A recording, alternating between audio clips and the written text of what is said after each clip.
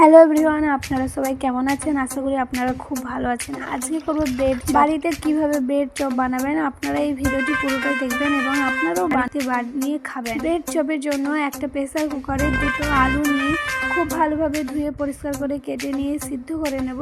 তারপর ব্রেডটা নিয়ে মাছ বরাবর এইভাবে খুব ভালোভাবে কেটে নেব। এইভাবে কাটা হয়ে গেলে রেখে দেবো। তারপর আমরা ব্রেডের চপ তৈরি করার জন্য আলুর একটা পুর তৈরি করব। তাই জন্য একটা পেঁয়াজ নিয়ে খুব ভালোভাবে টুকরো টুকরো করে পেঁয়াজগুলো কেটে নেব। খুব ভালোভাবে টুকরো টুকরো করে পেঁয়াজ কেটে নেওয়া হয়ে গেছে। এবার আমরা কাঁচা লঙ্কা খুব ভালোভাবে টুকরো টুকরো করে কেটে নেব।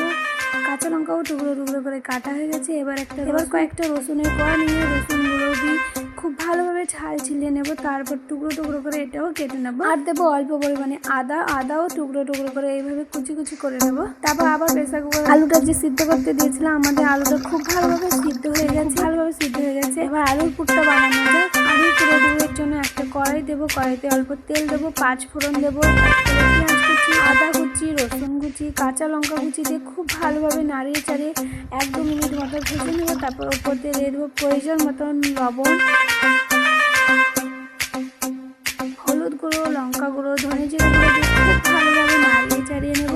তারপর দিয়ে দেবো সিদ্ধ করে রাখা আলু দিয়ে খুব ভালোভাবে আলুটা ভেঙে নেব। ভেঙে খুব ভালোভাবে নাড়িয়ে চাড়িয়ে তৈরি করে নেব। আমাদের খুব ভালোভাবে পুর তৈরি করা হয়ে গেছে। এবার আমরা হাত দিয়ে ম্যাশ করে নেব। ম্যাশ করে খুব ভালোভাবে পুরটা আরও তৈরি করে নেব।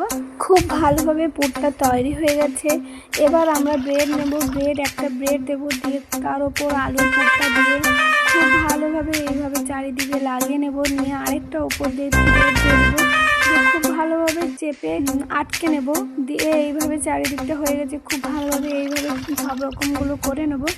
করে এটা তেলে ভেজে নেব। এবার বানানো হয়ে গেলে এবার আমরা বেসন ঘোলা চপ তৈরির জন্য এবার করবো বেসন ঘোলার জন্য অল্প পরিমাণে বেসন নেবো, অল্প লবণ, অল্প লঙ্কা গুঁড়ো, ধনে জিরে গুঁড়ো, অল্প পরিমাণে সোডা দিয়ে খুব ভালোভাবে মেখে নেব। খুব ভালোভাবে মেখে নিয়ে উপর দিয়ে অল্প পরিমাণে জল দিয়ে খুব ভালোভাবে মেখে নেব। জলটা দিয়ে এইভাবে অল্প জল দিয়ে খুব ভালোভাবে মাখা কমপ্লিট। কড়াই নেব। কড়াইতে তেল দিয়ে তেলটা খুব ভালোভাবে গরম হয়ে গেলে একটা ব্রেড দিয়ে খুব ভালোভাবে ভেজে নেব।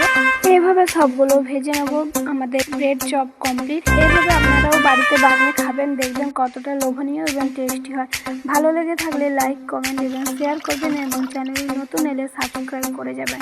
এবং রেসিপিটি কেমন হয়েছে অবশ্যই কমেন্ট করে জানাবেন। আরও এই ধরনের রেসিপি দেখার জন্য বাঙালি রান্নাঘর চ্যানেলটি সাবস্ক্রাইব করে দেবেন।